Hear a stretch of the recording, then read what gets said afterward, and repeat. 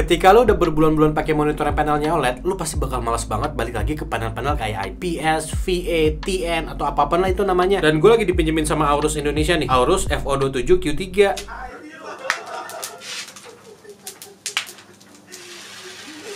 Panelnya QD OLED 27 inch, resolusi di 1440 dan punya refresh rate di 360 Hz. Garansinya 3 tahun, full panel ya. Ini monitor sebenarnya keluaran tahun lalu ya, di 2024. Cuman ini QD OLED men. Seharusnya itu masih relevan sampai tahun-tahun yang akan mendatang gitu. Walaupun di tahun 2025 ini bakalan keluar lagi nih yang baru, FO27 Q5P yang punya 500 Hz di QHD. Untuk unboxingnya kita dapat satu kabel HDMI, satu kabel DisplayPort, USB kabel Type A to B, dan kabel-kabel powernya nih. Ada color calibration factory reportnya nih di sini. Di sini hasilnya sih bilang kalau standar mode delta I-nya di angka 0,95 ya. Dan berdasarkan itu, gue mau disclaimer dulu nih. Kalau gue nggak punya alat tes kalibrasi buat ngukur akurasi warnanya. Gue pakai monitor ini berdasarkan penggunaan gue yang kasual aja sih. Main game, nonton film, atau nonton konten YouTube, sama edit video aja sih. Mungkin lo bisa ke channelnya Monitors Unbox, Kit Guru, atau di Display Guy nih. Untuk body dan build quality-nya monitor ini tuh dari looks-nya tuh solid banget ya. Dan setelah gue pegang-pegang tuh bahannya premium banget gitu. Mulai dari stand-standnya sampai ke body monitornya. Body belakangnya ini loh, menurut gue sih keren ya. Di bagian tengah sini ada logo Aorus yang nyala-nyala gitu. Tapi sayangnya ini sih nggak bisa dimodifikasi ya lampu logonya ini. Ya lagian posisinya di belakang monitornya juga. Lu pasti bakal jarang banget ngeliat bodi belakangnya kan. Monitor ini adjustmentnya bisa di segala arah ya. Terus kalau misalnya lu mau ke atas ke bawahin tuh entah kenapa tuh kayak berat seret gitu sih. Lu coba dengerin aja nih.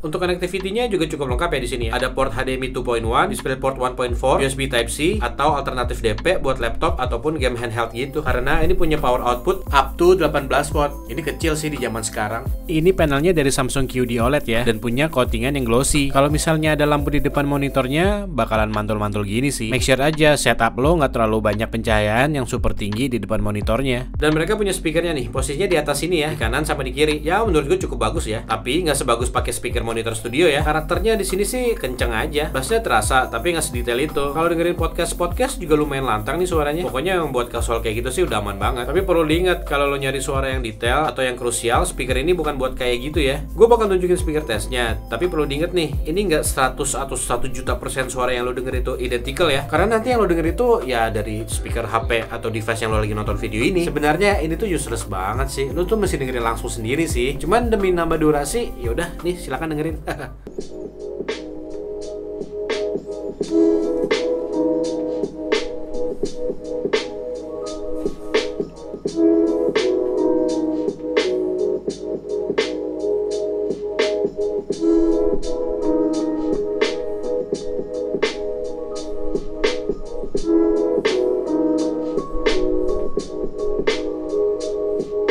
This monitor also offers something for buyers that just want a visually stunning 1440p gaming display.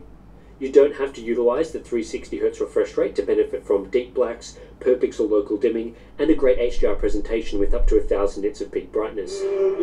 This world already left you for dead. I can save you from your fate. You don't need no saving. Yes, you do. And you are? I am. Your way out. Don't cry. It's all better now. Untuk tombol OSD-nya ada di tengah bawah layar monitor. Dia bentuknya joystick gitu. Di samping joysticknya ini ternyata ada 2 tombol yang gunanya untuk KVM switch yang nggak akan gue pakai sih karena gue nggak punya device tambahan kayak laptop gitu. Dan tombol dedicated tactical switch di sebelah kanannya. Ini sih yang menarik dari monitor ini. Tactical switch ini gunanya untuk quick swap dari size 27 inch QHD ke 24 inch Full HD. Tapi bakalan ada penurunan refresh rate ya. Cuman mentok di 240 Hz doang. Fitur ini cukup oke sih. Jadi ada 2 pilihan size gitu kalau misalnya lo lagi main kompetitif kayak CS2 ataupun Valorant. Untuk mode picture-nya di sini ada banyak ya. Ada standar, FPS, MOBA, RPG, gitu-gitu dah. Tapi monitor ini gue baru nemu enaknya kalau lu udah nyalain SDR-nya bro. Untuk mode standar, SDR off sebenarnya warnanya udah cukup bold atau warnanya bisa dibilang lebih keluar lah. Tapi setelah gue nyalain SDR-nya, gue baru ngerasain kualitas warnanya tuh semuanya terkoreksi gitu. Lebih halus, tebelnya pas, lebih crispy, clarity-nya lebih enak. Gue ngerasa warnanya nggak terlalu pucet ya. Dan kecerahannya pun juga mantap. Ya at least di mata gue ya. Dan lu bisa mainin juga nih Black Equalizer 2.0-nya yang gunanya tuh bisa nerangin area yang shadows-nya harusnya gelap, lebih stand out atau lebih terang sih. Monitor ini punya color gamut DCI-P3 di 99% dan sRGB 100%. Monitor ini punya kontras rasio di 1.500.000 banding 1 ya. Jadi hitamnya hitam pekat banget bro. Ya iyalah OLED gitu bro. Terus juga punya respon time yang mereka klaim di 0,3 milisecond ya. Di video monitor unbox ngetes berbagai refresh rate nih. Masih hijau semua coy, mulai dari 360Hz sampai 60Hz. Gokil sih itu. Untuk masalah utama panel OLED nih, pasti nggak jauh-jauh dari kata-kata burn-in sih. Gue baru 3 bulan pakai monitor ini. Dan masalah burn itu berpotensial ada kalau misalnya pemakaiannya udah setahun atau 2 tahun sih sebenarnya. Tipsnya sih banyak yang bilang jangan terlalu lama ninggalin satu warna terus-menerus ya. Dan Aorus kasih kita fitur OLED Care nih untuk mencegah itu terjadi. Overall monitor ini udah bagus banget lah. Panelnya OLED, SDR-nya enak, warna hitamnya pekat banget kayak kopi hitam. Ada speaker yang kualitas suaranya lumayan enak. Fitur pendukung kayak Black Equalizer 2.0-nya juga kepake sama gua. Ada tactical switch-nya juga. Warna mode standarnya juga udah enak banget. Wah, bagus semua sih nih. Cuman satu doang sih sebenarnya yang nggak bagus. Harganya bro, 15,5 juta coy. Saingan yang speknya hampir sama ya cuma Samsung G6 doang nih. Cuma lebih mahal dikit aja di 600 ribuan. Dan bodinya warna putih yang lama-lama bakal kuning juga sih. Dan kita harus terima kenyataan juga kalau monitor dengan panelnya OLED tuh belum terjangkau amat ya. Tapi balik lagi nih ke pertanyaan mediocre kita nih. Apakah worth it? Worth it buat orang-orang yang kepengen punya monitor dengan panel yang paling udah mentok banget nih, QD OLED. Dan buat orang-orang yang spek PC-nya udah cukup high-end, ngangkat refresh rate-nya di 360Hz. Main game di angka segitu sih, sometimes cuma bisa main di game-game kompetitif aja ya, kayak Valorant atau CS2. Untuk game AAA, ya lu mesti punya RTX 5090 dengan multi-frame generation-nya. Tapi kan yang punya 5090 pasti beli monitor yang 4K ya, soalnya ini masih di 1440p. Agak jadi membingungkan sih emang. Ya, ujung-ujungnya sih, ya itu cuma diri lo aja yang bisa jawab bro, lu punya duit berapa?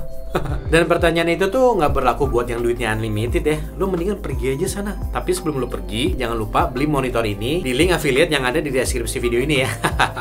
Gua Ewat alias Edon Andrianto. Adios hermanos.